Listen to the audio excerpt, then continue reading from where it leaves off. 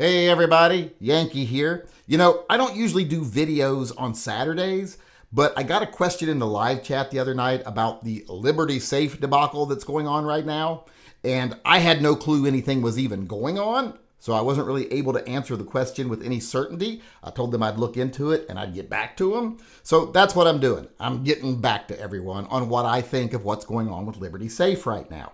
Some people know I own a Liberty Safe, so they think maybe I would have an opinion.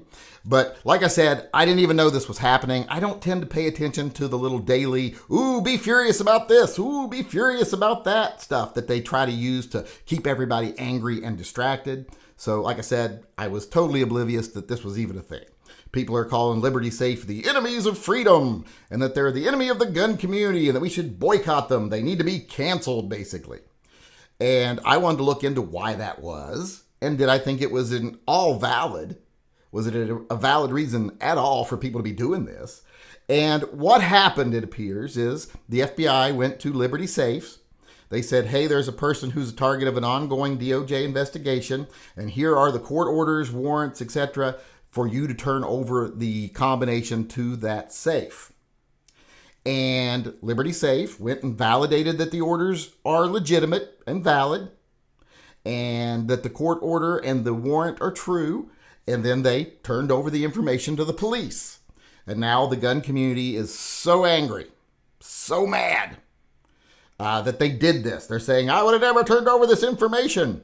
Well, I guess I could say the same thing. If the FBI came to me tomorrow and said, hey, a guy that you sold your old safe to is under investigation, we need the combination, I'd just say, I don't remember what it is. Just can't help you. Can't give you information I don't have. Because I probably wouldn't cooperate. But, that's me. I can do that. A big company, they have it on record. They can't say that. So they were pretty much bound to give over this information. Now, a lot of people are mad because they turned it over instead of fighting. Because they're like, oh, they could have just fought. They could have fought this warrant, this court order, etc. They could have done it like Apple. They used Apple as a reason why they could have fought this.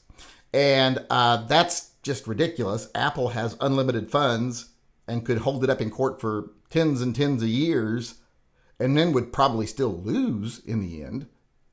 Apple was talking about getting into a phone. Liberty, we're talking about getting into a safe, and that's different things, and we'll talk about that here in a minute. So, no, they couldn't fight it like Apple. Doing that would probably bankrupt their company. So they had a choice between, hey, comply with a legal court order or fight it and probably go bankrupt because one person supposedly did something wrong and now they're under investigation. We should support them over our own livelihood. And I don't understand that argument all that much. I have a lot of problems with this. To me, this isn't really so much a story about what Liberty Safe did wrong, but it's a story about the hypocrisy of the gun community.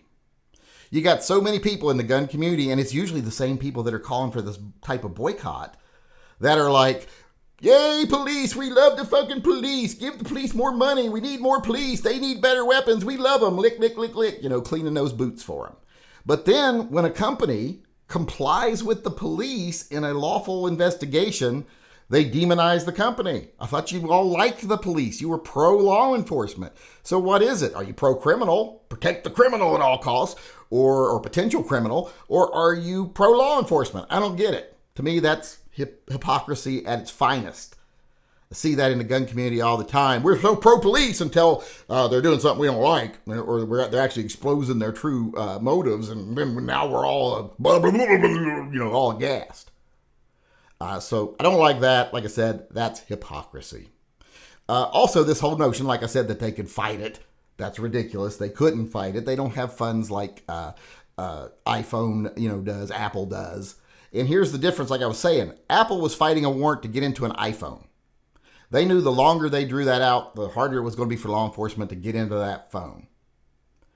And plus, the kind of encryption they were giving them to get into that phone would allow them to get into pretty much any phone.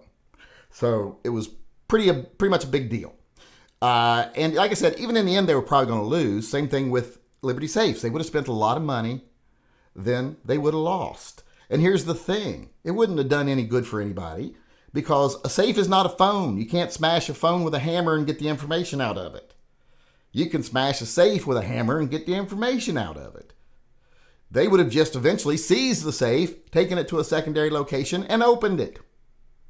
If they couldn't get the password, couldn't get the combination. So it wouldn't have saved anybody. The only people who would have been hurt would have been the police, would have had to go to extra expense at the taxpayer's expense to look in the safe, and Liberty Safe would go bankrupt with court bills. So that's pretty much the only thing that would have accomplished. So I love people who say, oh, that company should have risked going out of business to protect this one guy who's accused of crimes, when they won't even spend an extra 50 cents to support their local gun shop because, like I said, the ammo is more expensive there than online. I can save $10 if I get it online.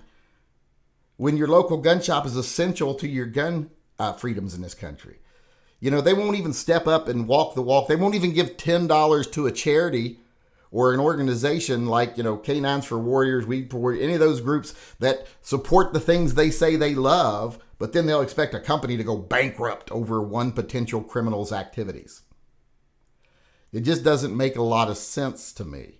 It seems like garbage. And here's the epitome of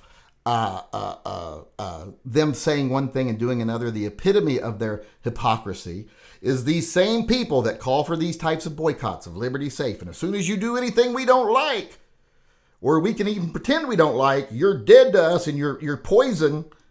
These same people are the ones that are always complaining about cancel culture. I don't want to be PC. Cancel culture is ridiculous. And then as soon as someone does something they don't like, it's cancel them, cancel them, cancel them. They're a bunch of fucking hypocrites. The loud minority in the gun community, the people that are the leaders of the gun community, are a bunch of fucking hypocrites. A lot of the people who follow them are a bunch of fucking hypocrites. In this situation, if they were facing financial ruin or turn over something to the FBI with lawful court order, they would have fucking complied. They'd have been like, I'm not going bankrupt for that guy. My kids aren't going to starve for that guy. I'm not going to jail and take myself away from my family for that guy. But they expect that company to do it.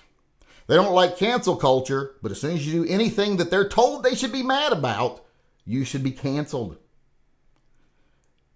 They support the police wholeheartedly. They fucking lick them boots clean every chance they get.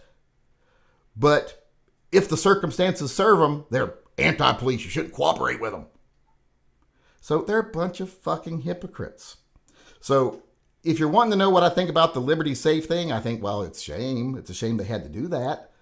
They had no real other legal choice but to do that. And it definitely doesn't make them the scourge of the gun community, the enemies of freedom or anything like that, because they followed the law and helped law enforcement. That's what good citizens are supposed to do, according to a lot of the gun community. So I don't think that they did anything necessarily wrong. They were put in an unfortunate situation that you don't find yourself in, so you're really not fit to judge. And they found themselves in a situation where, when faced with the same decision, I believe you would have worked in your own self-interest if you're one of these people calling for them to be canceled. And like I said, most of all, it's just the whole hypocrisy of it. It's the, law enforcement's great until they make us mad. We don't believe in cancel culture until we think someone needs to be canceled. All that crap is garbage. So like I said, I don't care too much about what happened with Liberty Safe. I don't really think it's that big of a deal. They were put in a bad situation where they didn't really have any other choice, and they did what any company would do. The problem is the people reacting to it and how they're such fucking hypocrites, and they're brainless hypocrites too, who don't even consider what's really happening or what they would actually do in that situation. They're just waiting for their marching orders for what they're told to be incensed about today. And they fall for it every time, and it keeps them distracted from the real issues in society because they keep running around with their hair on fire because someone they think is important told them to, and they don't even think about why they're doing it. And that is one of the major problems with the gun community.